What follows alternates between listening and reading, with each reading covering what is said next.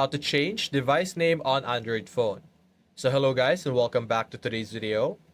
Now that option is typically available on the about phone option or setting on your Android phone.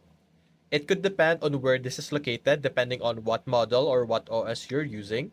Some device has it on the bottom section, but as you can see on my device, it's at the top of my settings.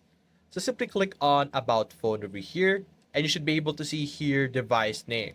So I could select this and modify it to a specific name that I want. So for example, Caesar 5G as the name of my device. And if I click on check over here, it should now be named as this name that I have selected. So simply utilize any name that you want, and this also would appear when you're trying to pair with someone and or through Google, but if it's through hotspot, that's a completely different setting. That's just a name in the hotspot. But that is how you will be able to rename your device itself. So that's basically it, guys. If you enjoyed this video, leave a like and subscribe. Thanks for watching.